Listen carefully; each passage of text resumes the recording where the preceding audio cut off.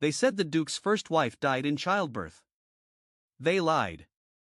For 3 years, a murderer walked freely through Blackwood Manor's corridors, serving tea, making beds, watching.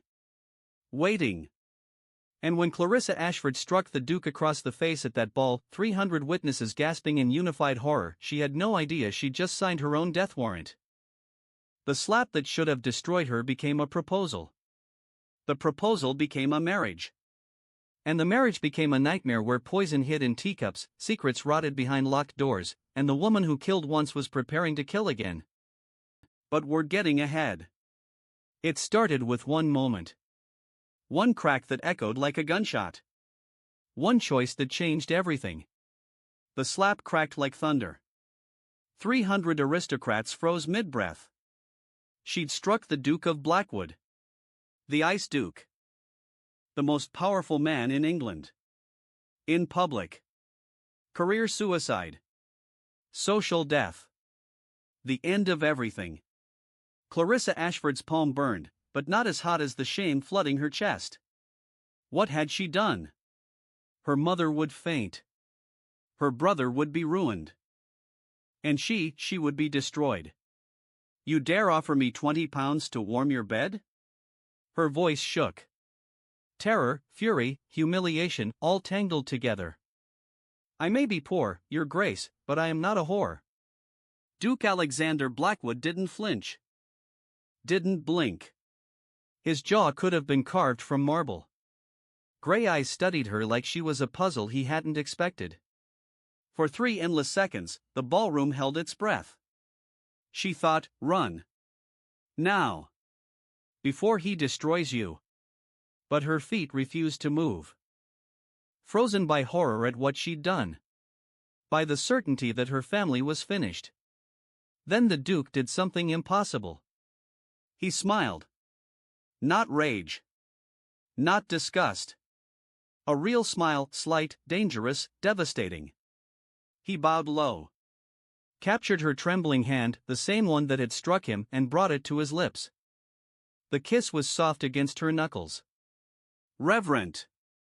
Possessive. Forgive me, Lady Clarissa. His breath warmed her skin through thin gloves.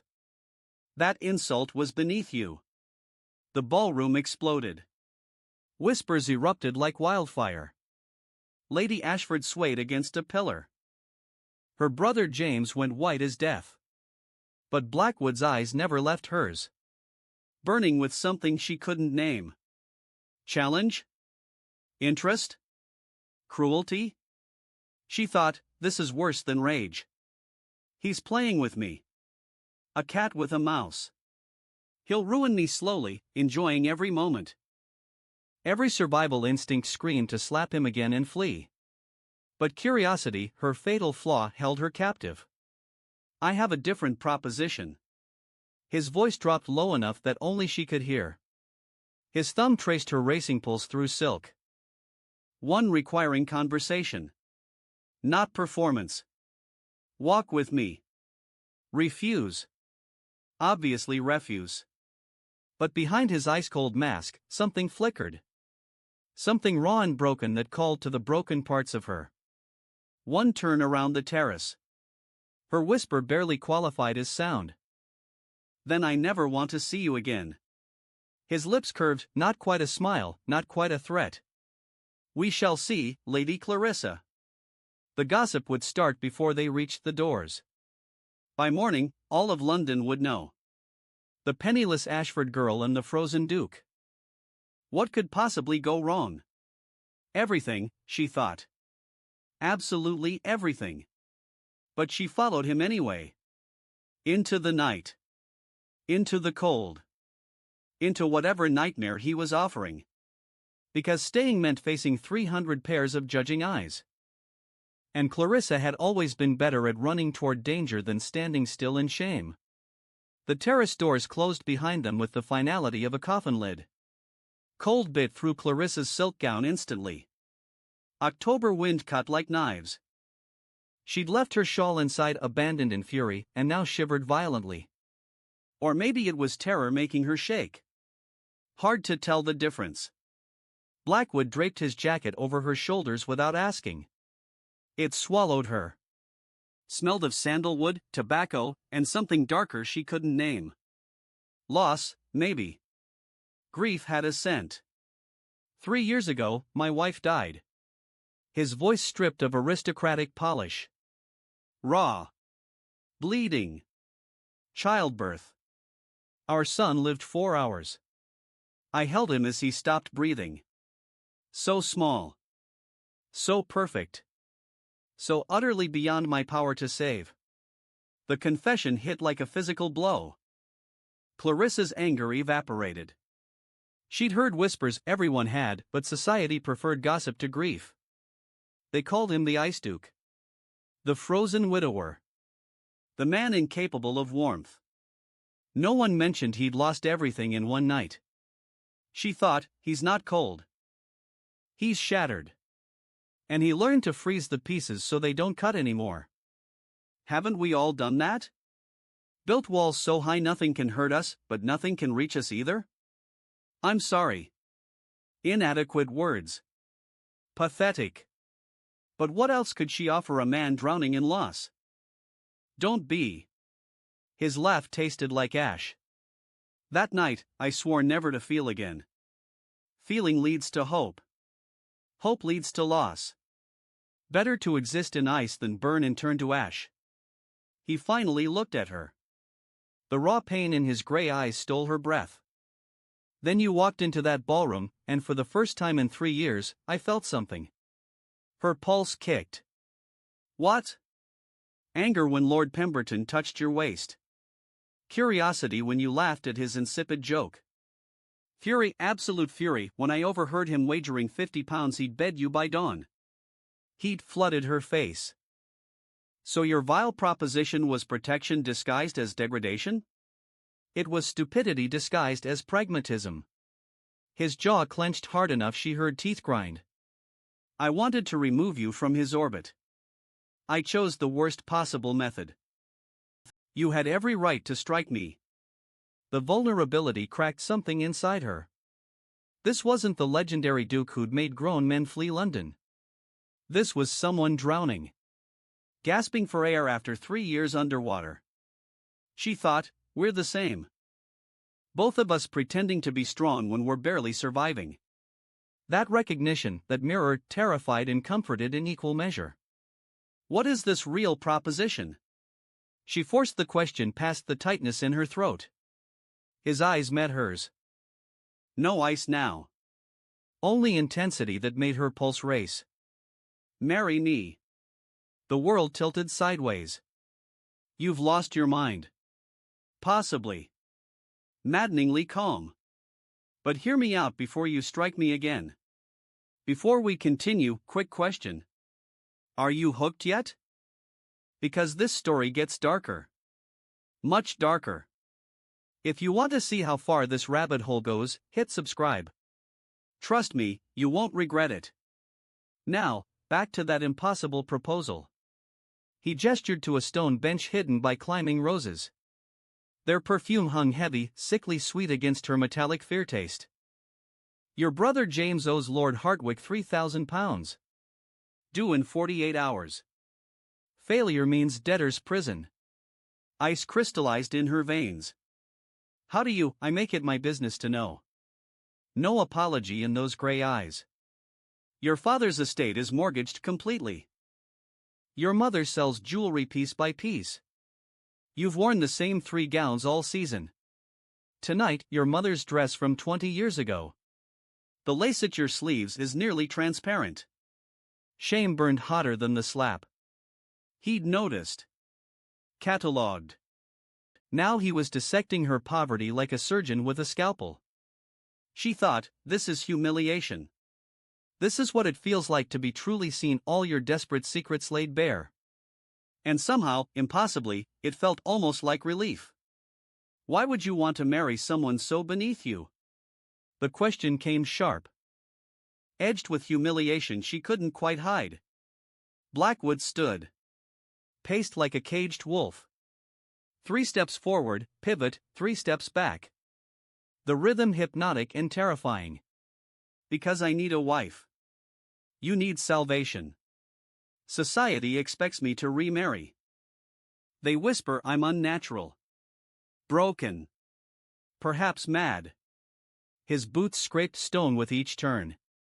The sound grated on her already raw nerves.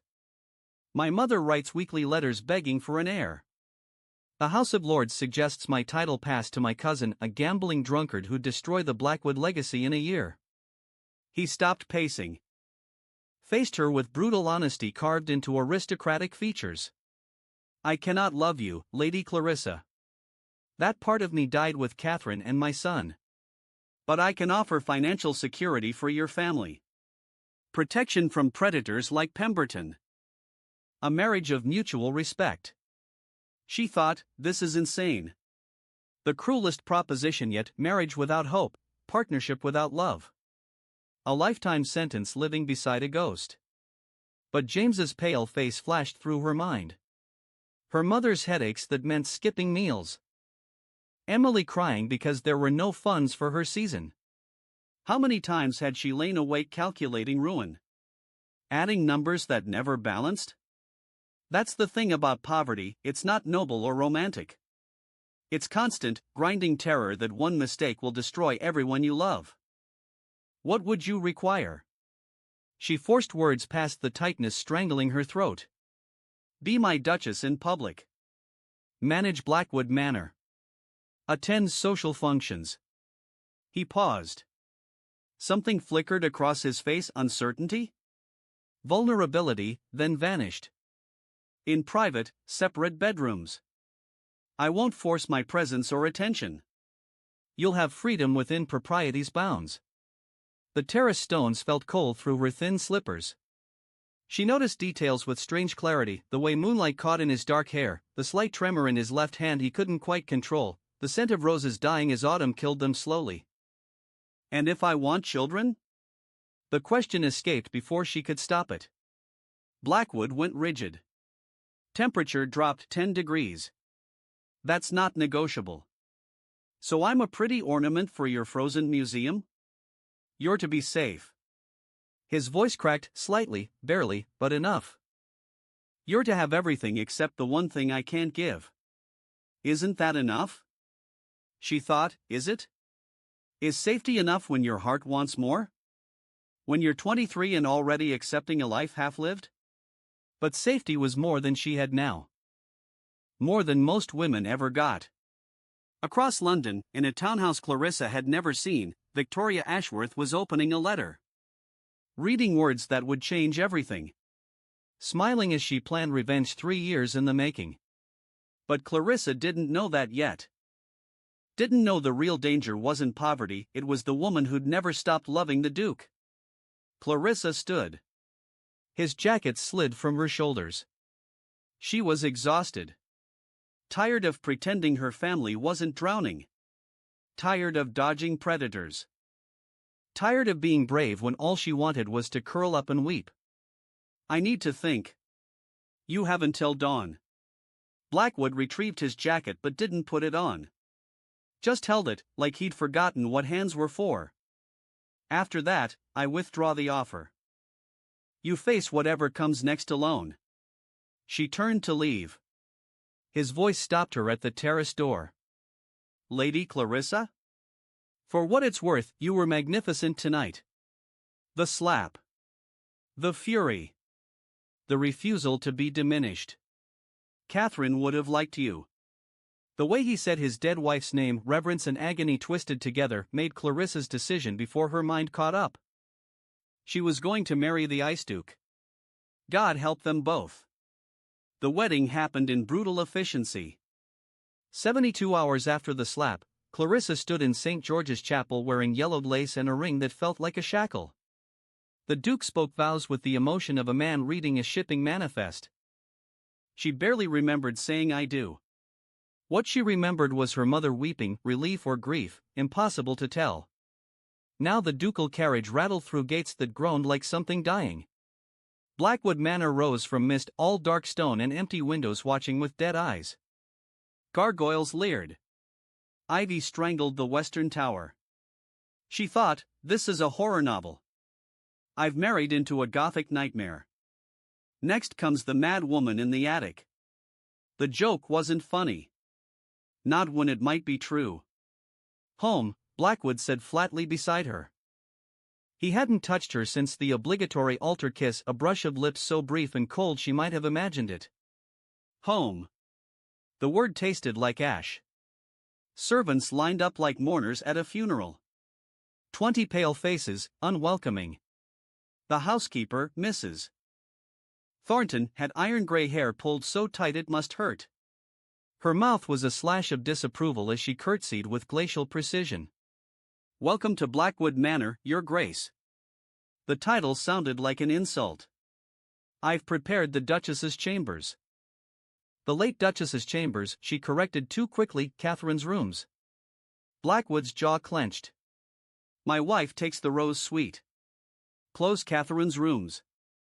But Your Grace, tradition, close them. His voice could freeze hell. Today. Clarissa felt undercurrents swirling. Dangerous. Dark. The staff loved their dead Duchess. They'd tolerate the replacement at best. Destroy her at worst. She'd read enough novels to know this story, the second wife, driven mad by comparisons to a ghost she could never compete with. But 20 miles away in London, Victoria Ashworth was boarding a train north. Smiling. Planning. The real threat wasn't ghosts, it was the living who refused to let go. Her chambers were beautiful like abandoned churches were beautiful, grand, cold, untouched by warmth. Portraits of Blackwood ancestors glared from walls. The bed could sleep 6. The fireplace was large enough to roast an ox. Yet the room felt frozen. She thought, how many women have slept here? How many felt this same crushing loneliness in a house full of people? Every person who'd ever felt invisible in a crowd knew this feeling, surrounded but utterly alone. Dinner at 8. Blackwood stood in the doorway. Not entering. Never entering. I'll send Marie to help you dress. Will you tell me about her? The question escaped before courage could fail. Catherine? His face went blank, the terrible mask revealing nothing and everything. What purpose would that serve? So I know whose ghost I'm living with. Clarissa turned to face him fully. Refusing dismissal like a servant. You said this was a marriage of honesty. So be honest. Who was she? Silence stretched. Taut as a wire ready to snap. She thought he'd simply leave. Then he spoke. So quietly she had to strain to hear. She was sunlight in human form.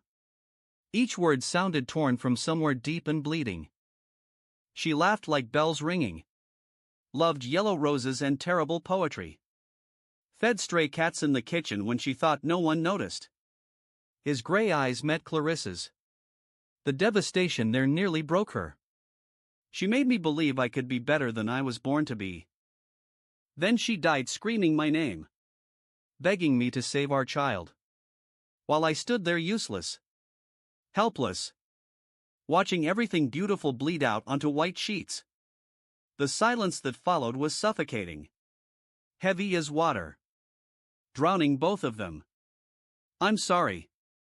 Clarissa's whisper felt inadequate. I shouldn't have asked. No. Blackwood straightened. The mask sliding back. You had every right. But now you understand why we can't, he couldn't finish. Didn't need to. He left. Footsteps echoing down the corridor until they faded to nothing. Clarissa waited until certain he'd gone. Then sat on the massive bed. Buried her face in her hands. Allowed herself 1 minute of weakness. 1 minute to wonder what fresh hell she'd traded her family's salvation for. But only 1 minute. Because at 8 o'clock, she had to be the Duchess. Even if she had no idea who that person was. Dinner was theatrical politeness performed for an audience of ghosts. Clarissa sat at one end of a table built for 30. Blackwood at the other, an ocean of polished mahogany between them. Candlelight flickered across silver that probably cost more than her family's yearly income. The soup was exquisite. She couldn't taste it. How do you find the manner? Blackwood cut his pheasant with surgical precision. Each movement controlled. Deliberate. Nothing spontaneous about this man. Cold. The words slipped out unfiltered. I mean, the architecture is impressive. Very Gothic. His lips twitched. Almost a smile. Catherine called it delightfully ghoulish. Wanted to redecorate the entire east wing in yellow. I refused. Pain flickered across his face. Now I wish I'd let her paint every wall sunshine if it made her happy. She thought, here it is again. Catherine. The perfect ghost haunting every conversation. How many people have competed with a memory? How many have felt like they could never measure up to someone who isn't even there to defend themselves? It's exhausting, fighting shadows. Clarissa set down her fork. Appetite vanishing. Your Grace, if this marriage is to work, we need rules. First, you cannot mention your late wife in every conversation. I'm not her. I'll never be her. And I'm tired of competing with a memory. Blackwood's eyes flashed anger? Respect? Both? You're right. Forgive me. It's habit. Then break it. She met his gaze across the ridiculous distance. I'm here. She's gone. That's the truth we both must live with. The silence stretched. Taut. Fragile. Like spider silk about to break. Then the ancient butler Harrison chose that precise moment to drop an entire tray of silverware. The crash was deafening in the quiet. Both Clarissa and Blackwood jumped. Silver clattered across marble like metallic rain. Harrison mumbled an apology. Retrieved one spoon with arthritic dignity. Shuffled away pretending nothing had happened. Clarissa pressed her lips together. Fighting a completely inappropriate urge to laugh. You couldn't laugh in a mausoleum. It would wake the dead. But Blackwood's mouth curved slightly. Harrison is 93. Refuses to retire. Says he'll die working because sitting still would kill him faster. I respect that, Clarissa said. And meant it. There was something beautiful about stubborn survival. Before Blackwood could respond, the dining room doors crashed open. Wood slamming stone. The sound violent. Wrong. A woman swept in like a crimson hurricane, scarlet silk, raven hair, fury incarnate. Beautiful like a blade was beautiful. Sharp. Dangerous. Designed to cut. She thought, trouble. This is trouble in human form. Every warning bell in her body screamed danger. Alexander. The woman's voice dripped venom disguised as honey. I heard the most amusing rumor. That you'd remarried. Tell me it's a jest. Blackwood stood so fast his chair scraped stone. The sound set Clarissa's teeth on edge. Victoria. What are you doing here? Lady Victoria Ashworth. Clarissa recognized her now from society pages. The great beauty. The diamond of last season. The woman everyone expected Blackwood to marry before Catherine had stolen his heart. She'd disappeared to Italy after Catherine's death. Apparently, she'd returned. And brought hell with her. I came to see if gossip was true. Victoria's emerald eyes raked over Clarissa with contempt so pure it was almost artistic. Like she'd practiced in a mirror. And here she is. The penniless girl who trapped you with a public scene. How deliciously predictable. She thought, this woman wants me dead. Not metaphorically. Actually dead. Some threats you felt in your bones. This was one of them. You will address my wife with respect or leave. Blackwood's voice could shatter glass. Your wife. Victoria laughed, bright, brittle, breaking. Do you know what he called me, little mouse? His future. His destiny. The only woman who understood him. She glided closer. Predatory. Precise. Her perfumed roses with an undertone of rot filled the space between them. Then Catherine waltzed in. And he forgot I existed. But Catherine's dead now. Rotting in the family crypt. And you, she leaned in close enough Clarissa could see the madness in her perfect eyes, you're just keeping the position warm. Clarissa stood. Legs shaking but voice steady. Leave. Now. Make me. Victoria's smile was all teeth. Predator showing fangs. Oh wait, you can't. Because you're nobody. A charity case playing Duchess. He'll tire of you within a month. She thought, this is it. The moment you either fight or surrender. Choose. Every person who'd ever been pushed too far knew this feeling, the snap of the final straw. The moment fear transformed into fury. What happened next surprised everyone. Including Clarissa herself. She picked up her wineglass, crystal, probably priceless, and threw the contents directly into Victoria's perfect face. Burgundy dripped down aristocratic features. Staining silk. Destroying artful cosmetics. Ruining 3 hours of preparation. I said leave. Clarissa's heart hammered against ribs. But she held her ground. Chin up. This is my home now. You're not welcome. Victoria stood frozen. Wine-soaked. Speechless. Her mouth opened and closed like a fish drowning in air. Then her face twisted with hatred so pure it had physical weight. You'll regret this. I'll destroy you. Make you wish you'd never heard the name Blackwood. She thought, I've made an enemy. A powerful, wealthy, completely unhinged enemy. Brilliant, Clarissa. Absolutely brilliant. But something hot and fierce in her chest refused to regret it. Refused to be intimidated. Enough. Blackwood's hand landed on Victoria's shoulder, not gentle. Firm enough to bruise. Harrison, escort Lady Ashworth out. She's not to return.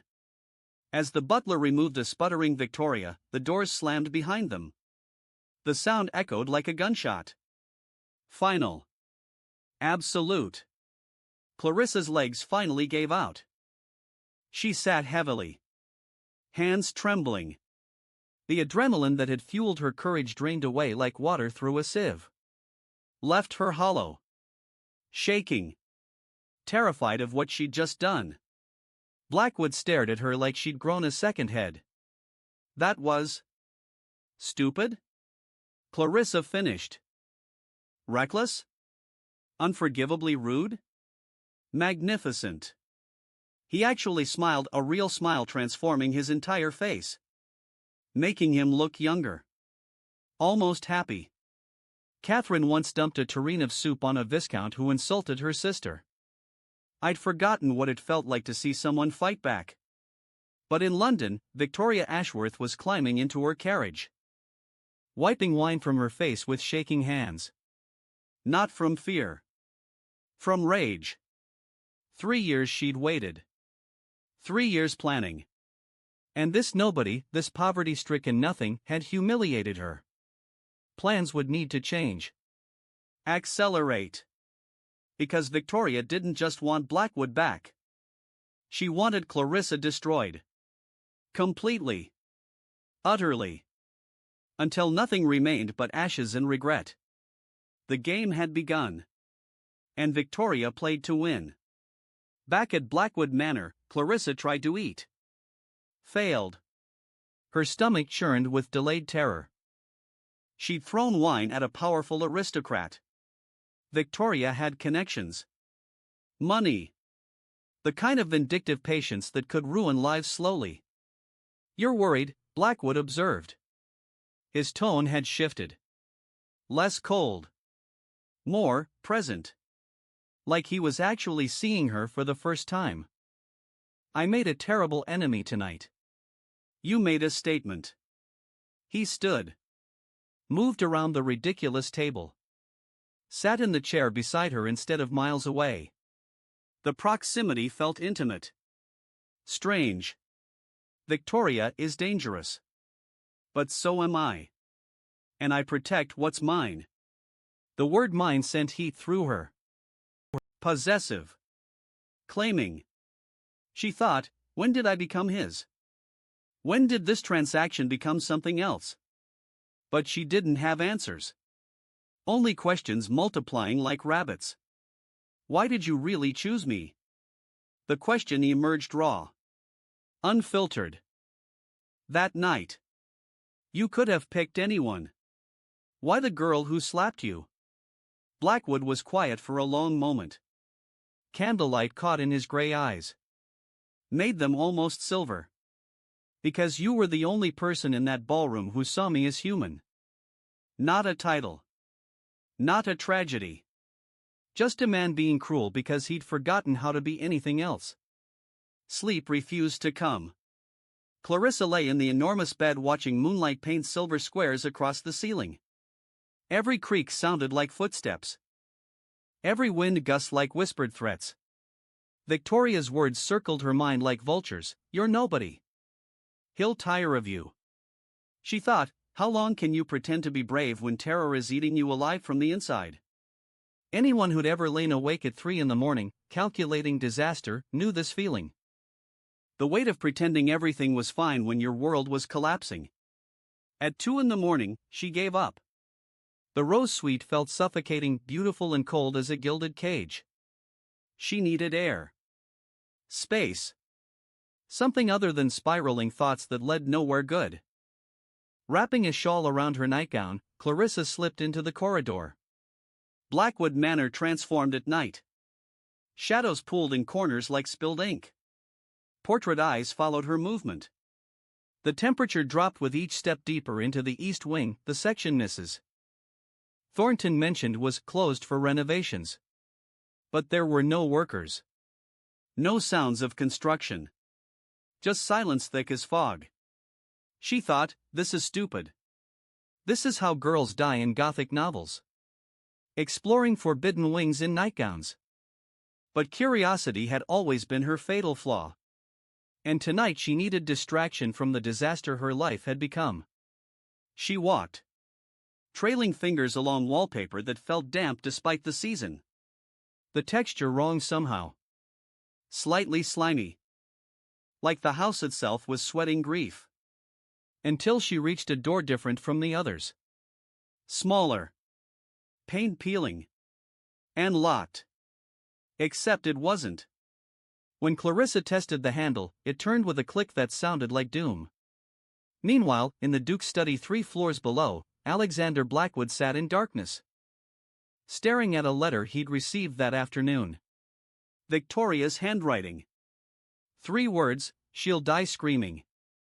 The room beyond stole Clarissa's breath. A nursery. Frozen in time. Tiny bed with blankets still rumpled like small hands had just left them. Rocking horse by the window, painted eyes catching moonlight with eerie life. Toys scattered across the floor waiting. And everywhere the smell of dust and decay and grief so profound it had physical weight pressing down on her lungs. She'd found the room where Blackwood's son had died. You shouldn't be here. His voice came from behind her. Rough as gravel scraped over stone. Clarissa spun, hand flying to her throat. The Duke stood in the doorway, still dressed, hair disheveled like he'd been running his hands through it repeatedly. His eyes were wild. Pain and fury and something more dangerous. Desperation. I'm sorry. I couldn't sleep. I didn't know no one comes here. He moved into the room like a man walking underwater. Every step an effort against invisible currents. I keep it locked. Mrs. Thornton has strict orders. His hand reached out trembling to touch the rocking horse. His name was Thomas. After my father. He had Catherine's eyes. Green as spring grass. And my mother's stubborn chin. She thought, this is his wound. The one that never healed. That still bleeds when no one's watching. Every person who'd lost someone they loved knew this, the way grief ambushed you in unexpected moments, stealing your breath, making you forget how to be human. Clarissa's heart cracked down the middle. She should leave. Give him privacy. But something in his voice, the breaking, rooted her feet to the floor. 4 hours. Blackwood's voice dropped to a whisper that somehow filled the entire room. That's all I got. 4 hours of holding him. Memorizing his face. Begging God for a miracle that never came. Then he just stopped. Stopped breathing. Stopped fighting. And I was left holding a body that looked like my son but wasn't anymore. A sound escaped him, half sob, half growl. Raw. Animalistic. His shoulders shook. The ice duke was melting, and Clarissa watched in horror and helplessness as 3 years of suppressed agony finally surfaced like poison from a lanced wound. Catherine died thinking she'd failed me. Failed to give me an heir. His voice broke completely now. Shattered into pieces. Her last words were, "I'm sorry." Can you imagine? Dying and apologizing because society demands sons from women. He picked up a small blue blanket. Crushed it against his chest like it could fill the whole air. I told her I loved her. Told her nothing else mattered. But she was already gone.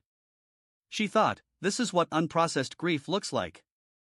3 years of swallowing pain until it poisons everything inside you. How many people carried weight like this? Smiling through days while screaming inside at night? Pretending to be fine when every breath hurt? Clarissa moved without thinking. Crossed the space between them. Laid a hand on his arm, tentative, uncertain. His muscles were rigid under her palm. Coiled tight enough to snap. I'm so sorry. Don't. He flinched away. Creating distance. Building walls. Don't pity me.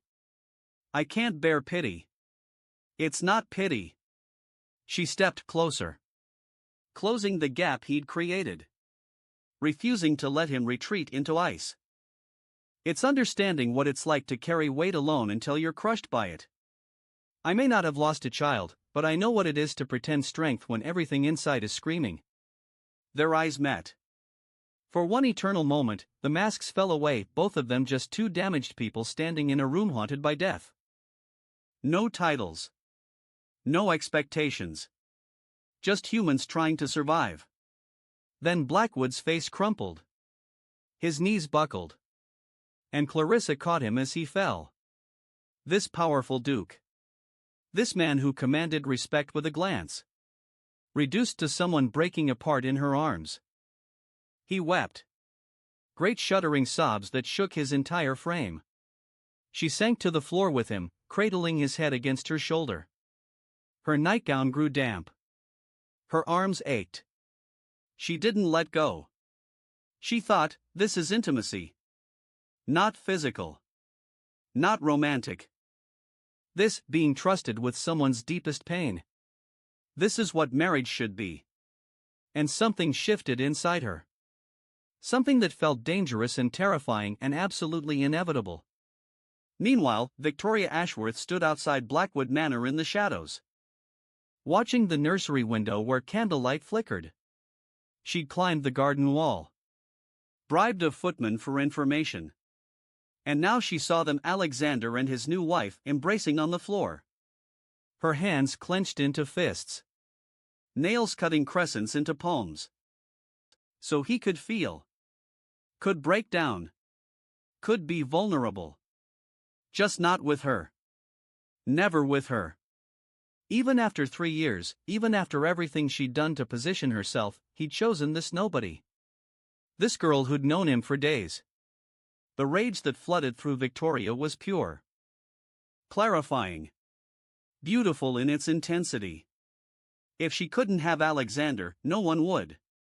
Especially not Clarissa. Plans formed. Dark. Twisted. Perfect. Back in the nursery, they stayed on the floor until dawn bled gray through windows. Blackwood had stopped crying an hour ago. But neither moved. His head remained on her shoulder. Her hand still stroking his hair in slow, soothing circles. The intimacy felt more profound than any physical act, two strangers sharing the weight of unbearable things. "Thank you," he finally whispered. Voice hoarse and broken. "For not running. For not judging." "Where would I run?" Clarissa tried for levity. Failed. "I'm the Duchess now. This tomb is mine too." He pulled back, studying her face with intensity that made her skin prickle. "You called it a tomb. Isn't it?" She gestured to the frozen nursery. "Dust motes dancing in morning light. Everything here is preserved in death. Nothing grows. Nothing lives." Something flickered in his gray eyes, recognition, perhaps. Or the first stirrings of anger. "You've been here 3 days. Long enough to see the truth." Clarissa stood, joints protesting, nightgown wrinkled beyond salvation. "You didn't marry me for companionship, Your Grace. You married me to have another exhibit in your museum of loss." She left before he could respond, before her courage failed. But as she reached the door, she heard him call out, quiet but absolute, "My name is Alexander." Use it. The intimacy of that request terrified her more than anything else. She thought, we just crossed a line. Something changed in that nursery. And I don't know if that's salvation or doom. When had this transaction become something else? When had her heart started hoping for things she'd promised herself she wouldn't want? The letter arrived at breakfast. Clarissa watched color drain from the footman's face as he handed it to her, sealed with red wax, marked urgent in her brother's unmistakable scrawl. Her stomach dropped like a stone down a well. James only wrote in emergencies. And emergencies in the Ashford family meant catastrophe. She broke the seal with trembling fingers. "Clarissa, I've done something unforgivable. Lost £4,000 at Viscount Hartley's club last night. He wants payment by week's end or he'll go to the papers. Says the Duke's brother-in-law is a liability. Says your marriage is built on fraud. Please, I'm begging you." The rest was illegible. Water-stained. Tears or spilled whiskey, she couldn't tell which. Bad news? Alexander's voice made her jump. He stood in the breakfast room doorway looking almost human after last night's breakdown. Almost vulnerable. The mask wasn't fully rebuilt yet. She thought, I should lie. Protect James. Handle it myself somehow.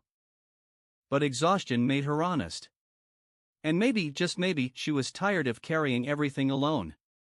"My brother is an idiot who's going to destroy both our reputations if I don't stop him." Alexander crossed the room in 3 strides. Plucked the letter from her nerveless fingers. Read it in seconds. His jaw clenched. The vulnerability evaporated, replaced by the ice Duke she'd first met. £4,000. To Hartley, of all people. That vicious gossipmonger who'd sell his grandmother's corpse for a scandal. "I'll handle it." Clarissa stood, chin up despite terror eating through her chest. "This is my family's mess. Not yours. You're my wife. Your family's mess is now my mess." But his tone held no warmth, just cold calculation. "Though I question your judgment in having a brother so spectacularly stupid." The criticism ignited something hot and defensive. "He's 22 and terrified of poverty. You wouldn't understand, you've never known what it's like to be desperate." "Haven't I?" Alexander's laugh was bitter as burnt coffee. "I watched my wife die. My son die. I've known desperation in ways your spoiled brother can't imagine. The difference is I didn't gamble away money I didn't have and endanger innocent people." She thought, we're fighting. Actually fighting. And it feels more honest than anything we've said before. Anger was easier than vulnerability. Safer than the tenderness growing between them like something fragile and dangerous. He's not evil. He's weak. There's a difference. Weakness that puts you at risk. Alexander moved to the window, staring out at grounds gray with morning mist. The line of his shoulders was rigid. Defensive. Hartley will print every detail if I pay him. Probably print them anyway. By tomorrow, all of London will know your brother is a gambling addict and I'm a fool who married into a family of parasites. The word parasites hit like a slap. Clarissa's hands curled into fists. If you find us so distasteful, why did you marry me at all? He turned. The look in his eyes made her breath catch anger and something deeper. Something that looked almost like fear.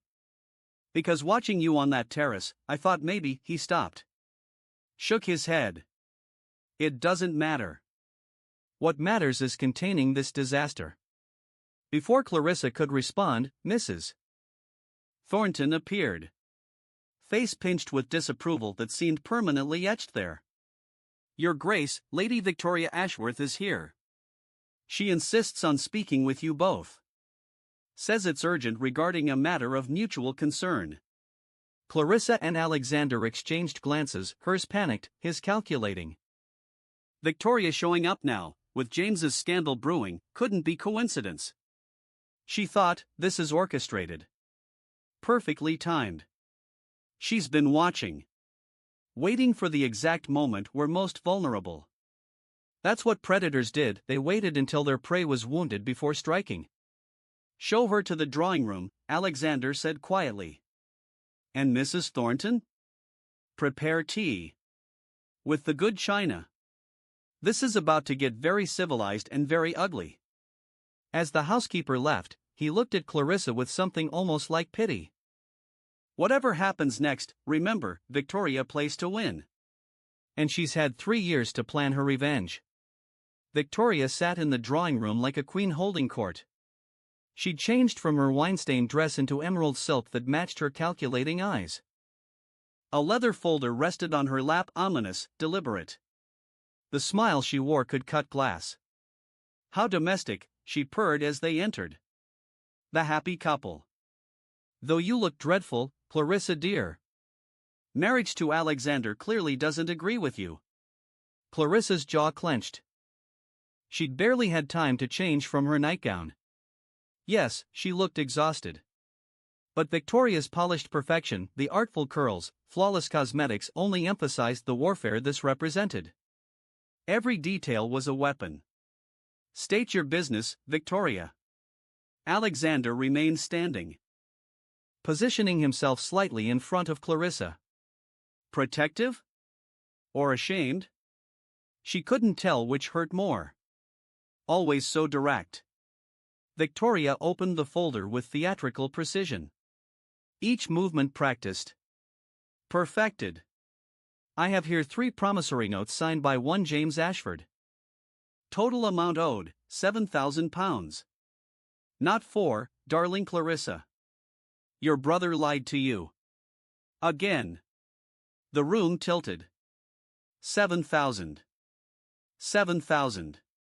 That was enough to destroy their family completely. Drag Alexander's name through every scandal sheet in England. Make Clarissa the punchline of society's cruelest jokes. She thought, James. God, James. How could you? How could you keep lying when I've sacrificed everything to save you? That's the thing about loving someone who's drowning, sometimes they pull you under with them. No matter how hard you swim. Where did you get those? Clarissa's voice emerged strangled. I bought them. Victoria's smile widened. Triumphant. Cost me a pretty penny, but worth every shilling to watch your face right now. Poor little mouse, realizing she's trapped in a cage of her own family's making. Alexander moved fast, crossed the room, snatched the folder. He scanned the documents, face going progressively darker. Like storm clouds gathering. When he looked up, the Ice Duke was back in full force. These are forgeries. Are they? Victoria leaned back. Completely unruffled. A cat with a trapped mouse.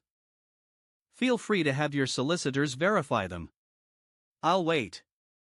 But while you're investigating, I wonder what the gossip columns will make of the Duke of Blackwood's new brother-in-law accumulating debts across London like a man collecting stamps? In the silence that followed, Clarissa heard her own heartbeat. Too fast. Too loud.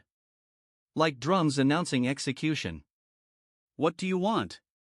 She forced the words past terror constricting her throat. Because Victoria hadn't come here just to gloat. She'd come to negotiate. To destroy them, yes, but on her terms. Finally, an intelligent question. Victoria stood. Smoothing skirts with calculated grace. Every movement deliberate. I want what's mine. What you stole, little mouse. I want Alexander. The silence that followed was suffocating. Clarissa felt the blow physically, a punch to the sternum that knocked air from her lungs. She'd known Victoria loved Alexander once, but this was different. This was obsession dressed in silk and pearls. I'm married, Alexander said flatly. To Clarissa. That's not changing. Isn't it? Victoria moved closer. Her perfume, roses rotting in summer heat, filled the space between them. The scent made Clarissa's stomach turn. Sweet decay. An annulment is quite simple for a marriage unconsummated. And unless I'm mistaken, you two haven't even shared a bedroom, let alone a bed. Heat flooded Clarissa's face. She thought, how does she know that? Who's been reporting our private arrangements? Mrs. Thornton? One of the servants? The betrayal burned almost as hot as the humiliation. Someone in this house was feeding Victoria information. Someone close. My private life is none of your concern, Alexander growled. His hand found Clarissa's brief, warm, grounding. The touch sent electricity through her entire body despite the nightmare unfolding. It is when your unconsummated marriage makes you available. Victoria turned to Clarissa. Triumph written across beautiful features like a signature. Here's my offer, mouse. Agree to an annulment. Walk away quietly. I'll forgive your brother's debts. Give your family £50,000 to live comfortably. And you'll disappear into obscurity where you belong. Everyone wins. She thought, this is it. The choice. Save my family or save myself. How many people have faced this? Sacrificing their own happiness for the people they love? It was the oldest story. The cruelest choice. And it never got easier no matter how many times it was told. Except me, Clarissa whispered. I lose everything. You never had anything to lose. Victoria's voice dropped to something almost gentle, which made it more vicious. Like a knife wrapped in velvet. Did you really think Alexander wanted you?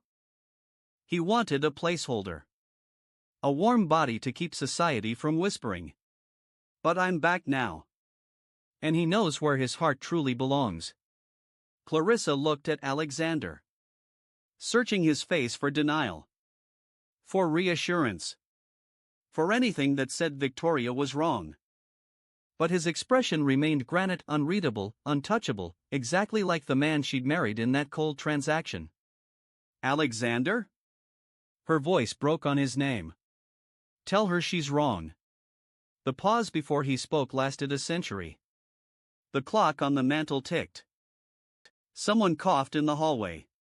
Clarissa's heart hammered so hard she thought it might burst through her ribs. Victoria is wrong. Alexander's voice cut through tension like a blade through silk. Each word deliberate. Final.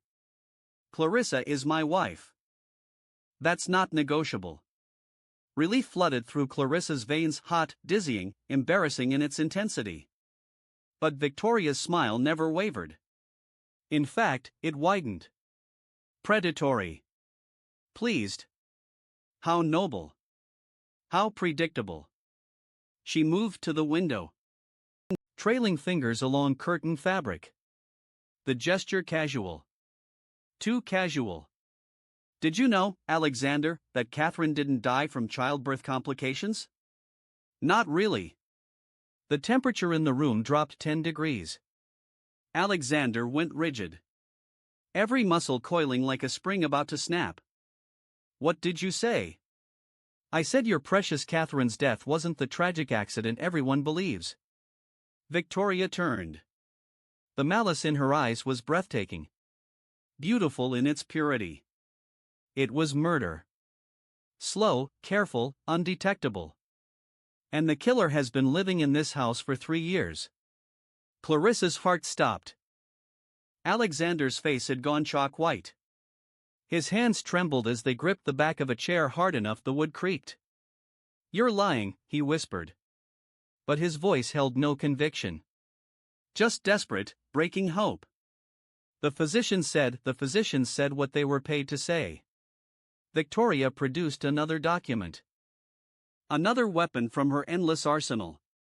This is a letter from Dr. Matthias Harrison, written 6 months before he died of convenient apoplexy.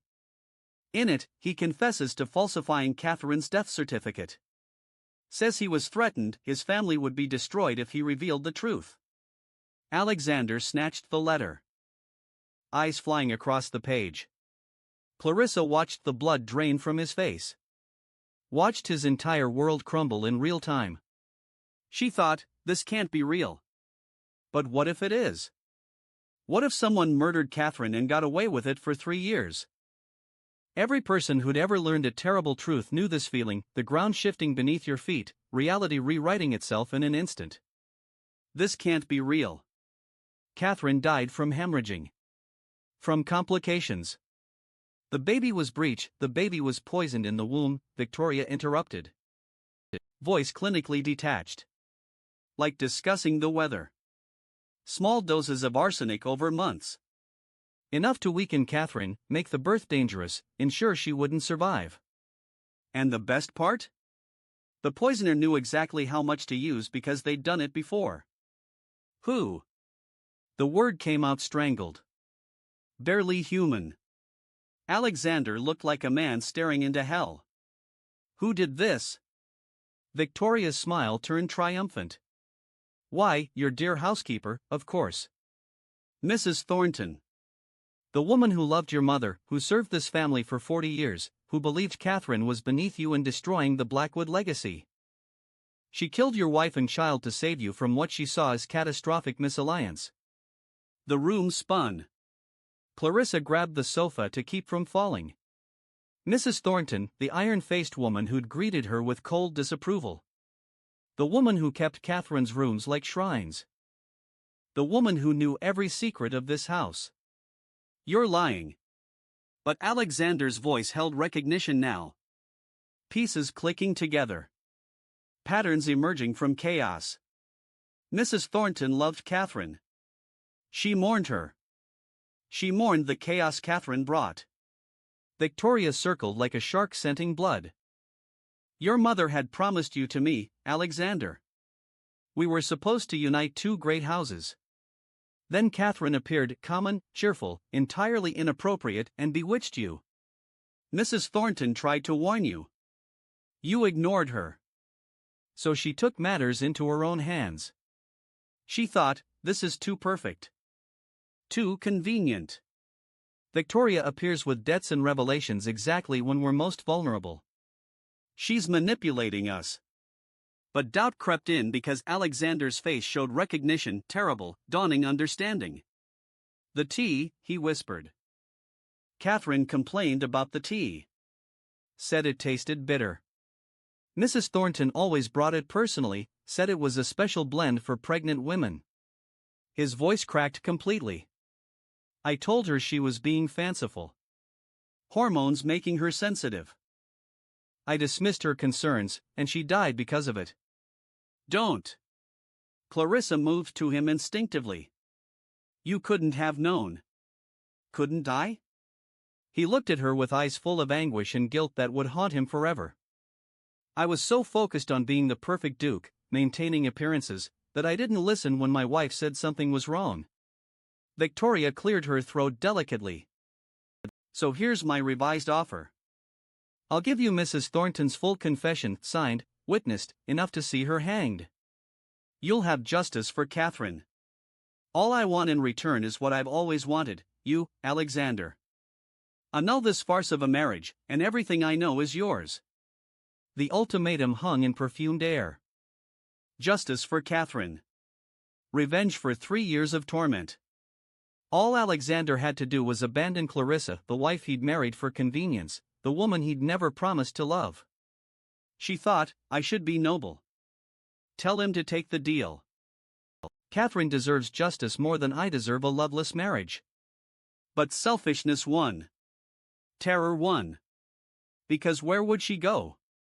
What would she become? Choose, Victoria purred. The truth about your dead wife's murder, or the girl you barely know. Alexander stood frozen. Clarissa watched him calculate.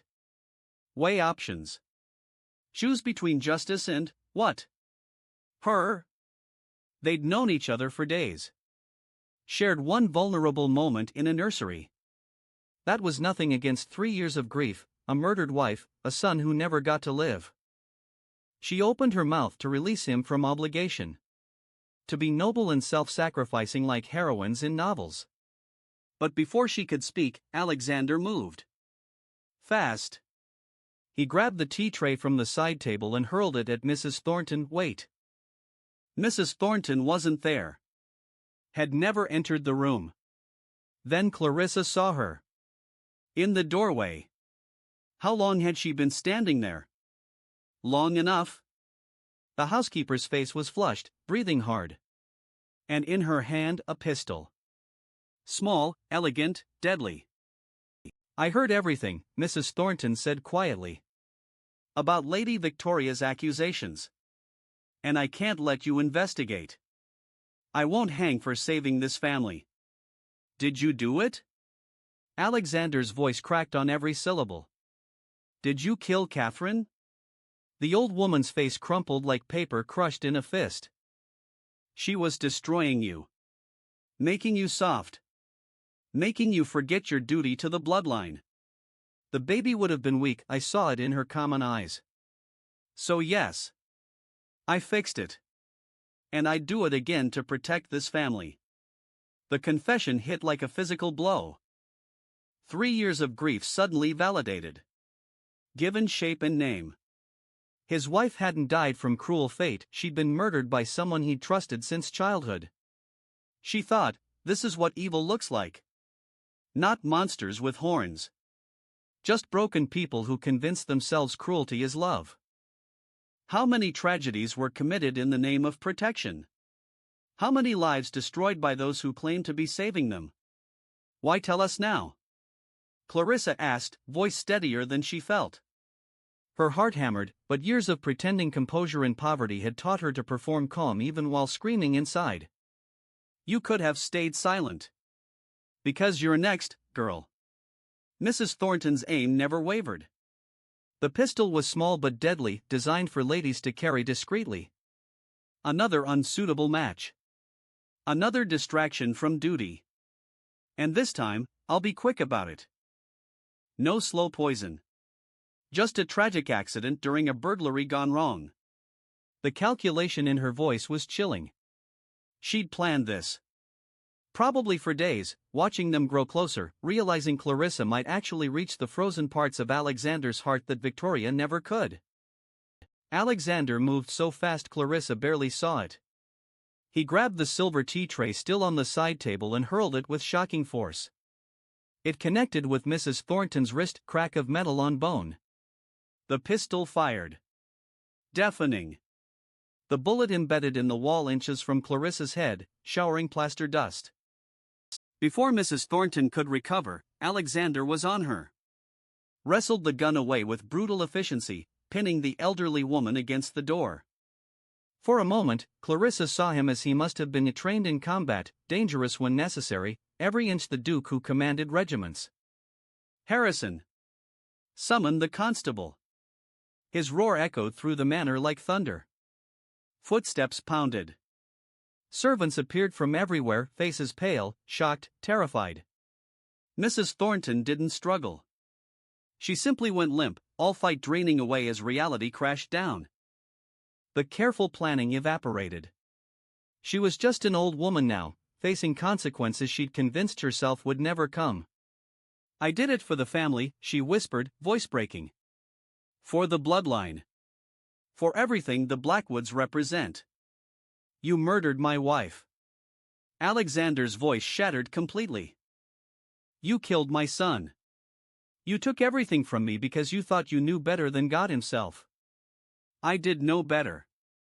Even now, even caught, Mrs. Thornton's conviction remained absolute.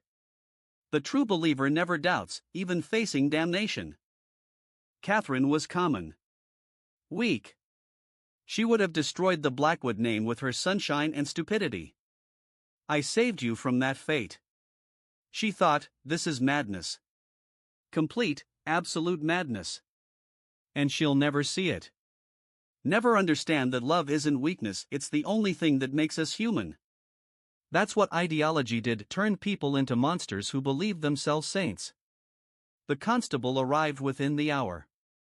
Mrs. Thornton was led away in chains, still muttering about duty and bloodlines and saving ungrateful men from themselves.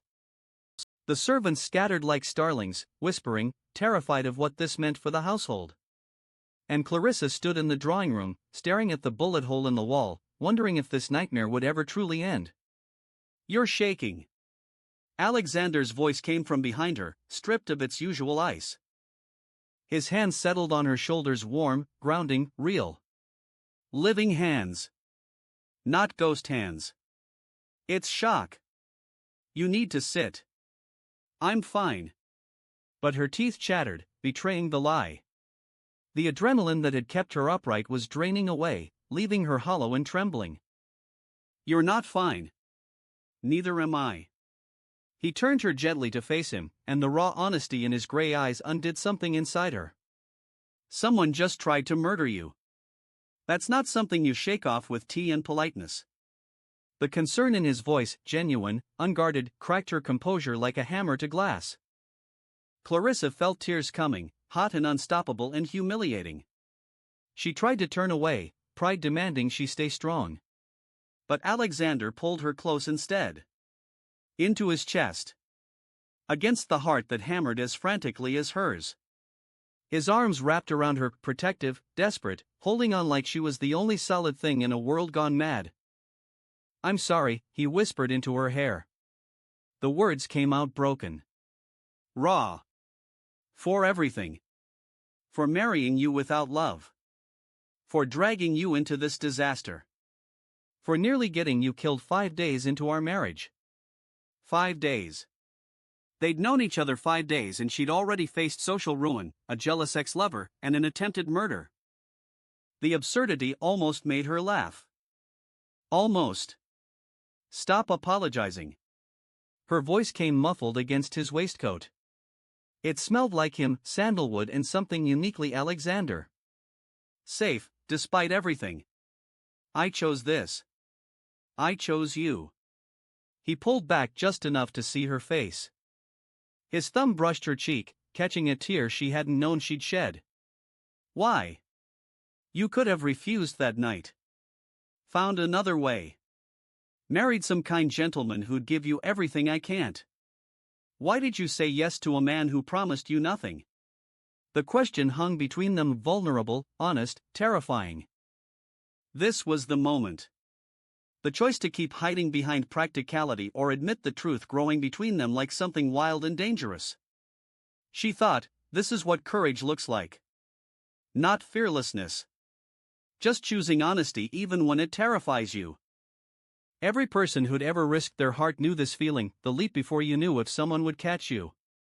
Because when you looked at me that night on the terrace, I felt seen. Not as a charity case or a problem to solve. As a person. Her voice dropped to barely a whisper. And I thought maybe we could save each other from drowning. Alexander's eyes darkened with emotion so intense it stole her breath. You're extraordinary. Do you know that? You face down murderers and don't break. You fight for your family even when they don't deserve it. You held me while I fell apart and didn't judge me for my weakness. That wasn't weakness, it was. He cupped her face in both hands now, forcing her to meet his gaze. And you made it okay to be weak. To be human instead of the perfect frozen Duke everyone expects. You gave me permission to grieve. To feel. To start living again instead of existing in a tomb of my own making. Before she could respond, his lips found hers. The kiss was nothing like their wedding kiss, cold, perfunctory, meaningless. This was heat and hunger and 5 days of tension finally breaking.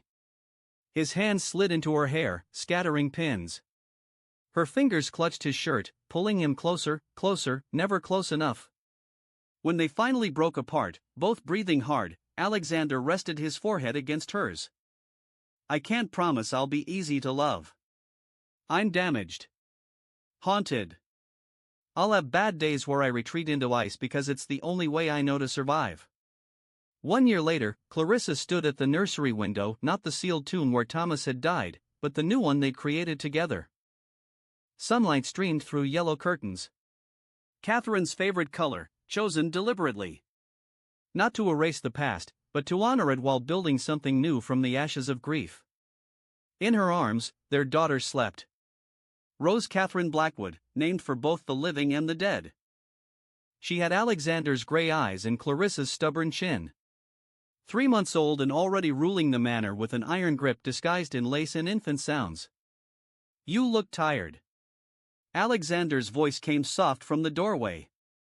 He'd learned to move quietly these past months, afraid of startling the baby. Afraid of breaking the fragile happiness they'd built on foundations of near death and hard-won trust. Exhausted, Clarissa admitted, but smiled. The exhaustion was sweet now. Purposeful. Your daughter kept me up half the night. I think she has very strong opinions about sleep schedules. My daughter? He crossed the room, wrapping arms around both of them, completing their circle. An hour ago she was your daughter when she spit up on my favorite waistcoat. Selective parenting. I learned from the best. She leaned back against his chest, feeling his heartbeat steady, strong, alive. So different from the broken man she'd married. Time hadn't erased his scars. Catherine's portrait still hung in the gallery, and sometimes she caught him staring at it with an expression she couldn't quite read. But he'd learned to carry the weight without being crushed by it. She thought, this is what healing looks like. Not forgetting the pain, but making room for joy beside it. Not replacing what was lost, but building something new without guilt. Anyone who'd survived grief knew this truth: you didn't move on from loss. You learned to carry it differently. To let it shape you without defining you. Mrs. Thornton had hanged 3 months after her arrest. Alexander hadn't attended the execution.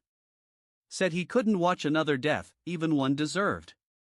Instead, he'd spent that morning in this nursery, painting walls yellow while Clarissa directed from a chair, already heavy with pregnancy and hope. Victoria had disappeared to the continent after her blackmail scheme collapsed. Rumors said she'd married an Italian count twice her age for his money. Clarissa hoped she'd found peace, though she doubted it. Some people were addicted to bitterness the way others were addicted to laudanum. It poisoned them slowly, but they couldn't let it go. James, miracle of miracles, had actually learned from his mistakes. Alexander had paid his debts on the condition James never gamble again and work as steward for the Blackwood estates. Her brother had proven surprisingly competent when given purpose and supervision. He visited monthly, always bringing gifts for his niece and apologies for his aunt that grew less desperate and more genuine with time. Do you regret it? Clarissa asked suddenly, the question that sometimes woke her at 3 a.m. Choosing me? Choosing this life instead of the frozen safety of grief? Alexander was quiet for a long moment. Rose stirred in her sleep, tiny fingers curling around nothing. Or maybe around everything: hope, future, second chances. I got justice anyway. Mrs. Thornton confessed, was convicted, paid the price. But if I'd chosen Victoria's deal, I'd have lost you. Lost this. He pressed a kiss to Clarissa's temple, gentle as prayer. Lost the chance to learn that happiness doesn't dishonor grief. It redeems it. She understood completely. For so long, both of them had believed strength meant never breaking, never needing, never showing weakness. But true strength was letting someone catch you when you fell. Was asking for help when drowning. Was choosing vulnerability over armor, again and again, even when it terrified you. I love you.